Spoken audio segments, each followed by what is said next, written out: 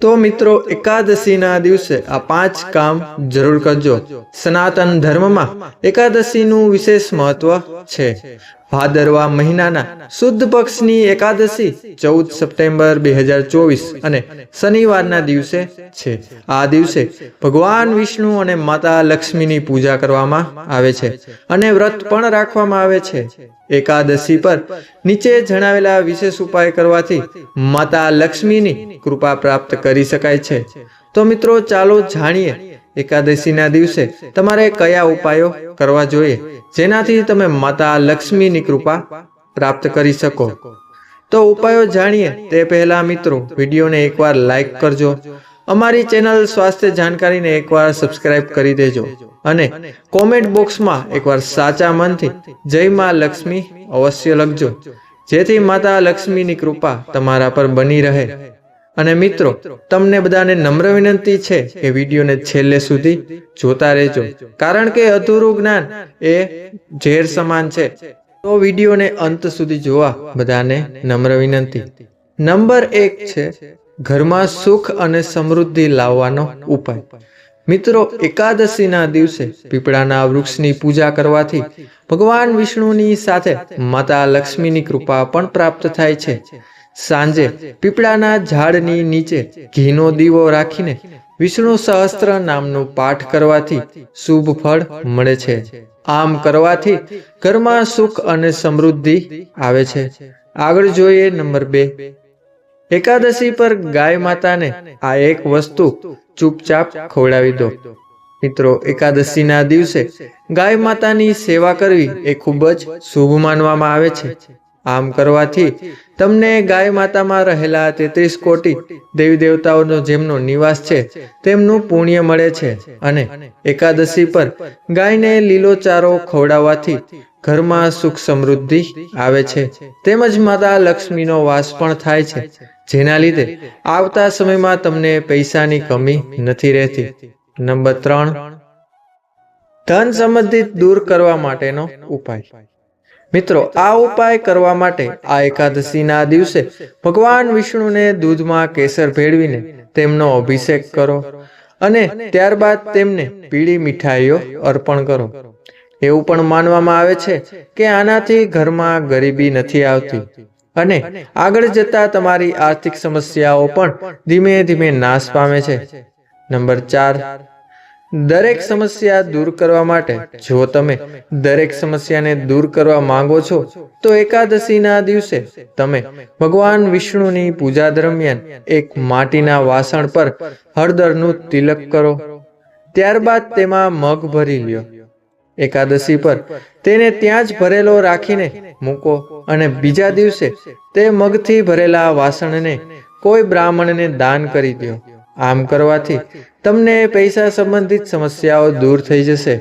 Number 5, દાંપત્ય જીવનમાં ખુશી માટે જો તમે પોતાના દાંપત્ય જીવનમાં ખુશી ઈચ્છો છો તો એકાદશીના દિવસે સારા ફળોની પ્રાપ્તિ માટે તમે ભગવાન વિષ્ણુને માખણ અથવા તો સાકરનો ભોગ લગાવવો જોઈએ।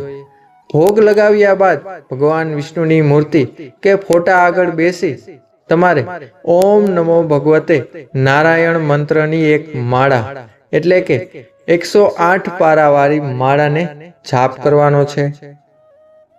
ત્યારબાદ આગળ જોઈએ નંબર 6।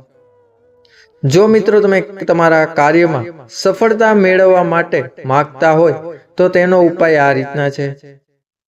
એકાદશીના દિવસે સૌપ્રથમ સ્નાન કરી ભગવાન વિષ્ણુની પૂજા કરો, ત્યારબાદ કેળાના ઝાડની પાસે જઈને તેમને પ્રણામ કરો અને તેના મૂળમાં પાણી અર્પણ કરો। ત્યારબાદ આગળ જોઈએ નંબર 7। એકાદશીના દિવસે સૌપ્રથમ સ્નાન કરી સ્વચ્છ કપડાં પહેરી ભગવાન વિષ્ણુની સામે ઘીનો દીવો કરો, સાથે જ ભગવાનને લાડવાનો ભોગ પણ લગાવો। ભોગ લગાવ્યા બાદ બાકી રહેલા લાડવાને પ્રસાદના રૂપમાં નાના બાળકોમાં વહેંચી દો અને તમે જાતે પણ થોડો પ્રસાદ ગ્રહણ કરી લો। નંબર 8, જો મિત્રો તમે ઈચ્છો છો કે તમારા બાળકો પર શ્રી હરિની કૃપા બની રહે તો એકાદશીના દિવસે શ્રી હરિનું નામ લઈને એક આખી હળદરની ગાંઠ લઈ થોડું પાણી નાખી ત્યારબાદ તેને ઘસી અને તેનાથી પોતાના અને બાળકના માથા પર તિલક કરો. હવે આગળ જોઈએ નંબર 9. એકાદશીના દિવસે ભગવાન વિષ્ણુની પૂજા દરમિયાન એક માટીના વાસણમાં ઘઉં ભરીને ત્યારબાદ ઘઉં ભર્યા બાદ ભગવાનની સામે એટલે કે ભગવાન વિષ્ણુની મૂર્તિની સામે મૂકો અને પૂજા કર્યા બાદ પણ એકાદશીનો આખો દિવસ તેને ત્યાં જ મૂકી રાખો. ત્યારબાદ બીજા દિવસે તે વાસણમાં મૂકેલા ઘઉં અને દક્ષિણા સ્વરૂપે કોઈ બ્રાહ્મણને દાન કરી દો. આગળનો ઉપાય જોઈએ નંબર 10. જીવનમાં સુખ અને સમૃદ્ધિ માટેનો ઉપાય. જો મિત્રો તમે ઈચ્છો છો કે તમારા જીવનમાં સુખ અને સમૃદ્ધિ આવે તો એકાદશીના દિવસે શ્રી વિષ્ણુનો ઉપવાસ કરો. તેમના સામે ચંદનની સુગંધવાળી ધૂપબત્તી કરો. ત્યારબાદ તેમને સાકર પીસીને મિશ્ર કરી દહીંનો ભોગ લગાવો. સાથે જ એકાદશીના દિવસે માટીના વાસણમાં ચોખા ભરીને આસપાસમાં રહેલા કોઈ મંદિરમાં દાન કરી દો. આમ કરવાથી તમારા ઘરમાં ધીમે ધીમે સુખમય વાતાવરણ બનશે અને આખા ઘરમાં સકારાત્મક ઉર્જા છવાઈ જશે. નંબર 11. એકાદશીના દિવસે તમે શ્રી વિષ્ણુ પૂજાના સમયે ભગવાનને કેસરનો તિલક કરો. તેમના વામન સ્વરૂપના મંત્ર ઓમ નમો ભગવતે વામનાય મંત્રનો 11 વખત જાપ કરો. નંબર 12.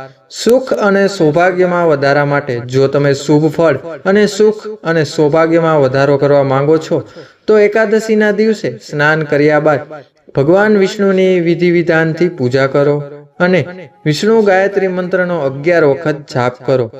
પરિવર્તની એકાદશીનું વ્રત અને મહત્વ. પરિવર્તિન એકાદશી વ્રત કરનાર લોકોને વાજપેયી યજ્ઞનું ફળ મળે છે. જાણીએ અજાણીએ થયેલા દરેક પ્રકારના પાપ તેમાંથી દૂર થઈ જાય છે. શ્રી કૃષ્ણએ યુધિષ્ઠિરને કહ્યું છે કે આ એકાદશીના વ્રતે અને પૂજા કરવાથી ભગવાન વિષ્ણુ, શિવ અને બ્રહ્મા એટલે કે ત્રિદેવોની પૂજાનું ફળ મળે છે. આ વ્રત દરેક પ્રકારની મનોકામનાઓ પૂર્ણ કરનાર વ્રત માનવામાં આવે છે. તો મિત્રો કહેવાય છે કે આ દિવસે ભગવાન શ્રી વિષ્ણુ શયન શૈયા પર સૂતી વખતે પડખું ફરે છે, માટે તેને પરિવર્તની એકાદશી પણ કહેવામાં આવે છે. આ દિવસે ભગવાન શ્રી વિષ્ણુના વામન સ્વરૂપની પૂજા કરવામાં આવે છે. આ વ્રત ગણેશ ઉત્સવના દિવસો દરમિયાન કરવામાં આવે છે. આ કારણે તેનું ઘણું બધું મહત્વ વધી જાય છે. તો મિત્રો તેથી આ વ્રત કરવાથી ભગવાન ગણેશ અને શ્રી હરિના આશીર્વાદ મળે છે. તેમજ સંતાન સુખ પણ અથવા તો ધન્ય પ્રાપ્તિ પણ થાય છે. તો મિત્રો આ વ્રત ખૂબ જ ફાયદાકારક છે. આ વ્રતની પદ્ધતિ શું છે કે પરિવર્તની એકાદશીના દિવસે સવારે સ્નાન કરીને સૂર્યદેવને જળ અર્પિત કરો. આ પછી પીળા વસ્ત્રો પહેરો અને ભગવાન વિષ્ણુ અને ભગવાન ગણેશની પૂજા કરો. ત્યારબાદ શ્રી હરિને પીળા ફૂલ અથવા તો પંચામૃત અને તુલસીના પાન અર્પણ કરો. ભગવાન ગણેશને મોદક અને દુર્વા અર્પણ કરો. સૌપ્રથમ પહેલા ભગવાન ગણેશ અને ત્યારબાદ શ્રી હરિના મંત્રોનો જાપ કરો. ત્યારબાદ કોઈ ગરીબ વ્યક્તિને પાણી, અન્ન અને વસ્ત્રનું દાન કરો. આ દિવસે તમારે ભોજન બિલકુલ ન કરવું જોઈએ. તમારે આખો દિવસ ઉપવાસ કરવો જોઈએ. માત્ર પાણી અથવા તો ફળોનું જ સેવન કરવું જોઈએ. તો મિત્રો પરિવર્તની એકાદશીના ખાસ ઉપાય જોઈ લઈએ. શરૂઆત કરીએ નંબર 1 થી. ભગવાન ગણેશને મોદક અર્પણ કરો. બાળકોને ગણપતિ સ્ત્રોતનો પાઠ કરવો જોઈએ અથવા તો ઓમ ઉમાપુત્રાય નમઃનો મંત્રનો જાપ કરવો જોઈએ. હા મિત્રો તમે સાચું સાંભળ્યું. તેનાથી બાળકોમાં સારી બુદ્ધિનો સિંચન થાય છે. નંબર 2. ભગવાન ગણેશને માટી કે ધાતુનો ઉંદર અર્પણ કરો. ત્યારબાદ તેમને પીળા ફૂલ અને પીળો પ્રસાદ ચડાવો. પ્રસાદ ચડાવ્યા બાદ 108 વાર ઓમ શ્રી સૌમ્ય સૌભાગ્ય ગમ ગણપતે નમઃનો જાપ કરો. ત્યારબાદ ઉંદરને તમારા પૈસાની જગ્યાએ રાખી મૂકો. આગળનો ઉપાય જોઈએ નંબર 3. સવારે ભગવાન વિષ્ણુને પીળા ફૂલ ચડાવો. ઘરની બહાર નીકળતી વખતે આમાંથી એક ફૂલ તમારી સાથે રાખો. ત્યારબાદ રોજિંદા કામમાં તમને સફળતા મળશે. અને મિત્રો, જો આ વિડીયો તમને પસંદ આવ્યો હોય તો વિડીયોને લાઈક કરજો અને અમારી ચેનલ સ્વાસ્થ્ય જાણકારીને એકવાર સબસ્ક્રાઇબ કરી દેજો તથા બાજુમાં આપેલ બેલ આઇકન બટનને અવશ્ય દબાવો, જેથી અમારા નવા વિડીયોનું નોટિફિકેશન સૌપ્રથમ તમને મળી રહે. તો મિત્રો, આ માહિતી તમને કેવી લાગી તે અમને કોમેન્ટ બોક્સમાં જરૂર જણાવજો. અને એકવાર સાચા મનથી કોમેન્ટ બોક્સમાં શ્રી હરિ નારાયણ અથવા તો જય મા લક્ષ્મી જરૂરથી લખજો. અને એકવાર ગણપતિ બાપા મોરિયા પણ અવશ્ય લખજો.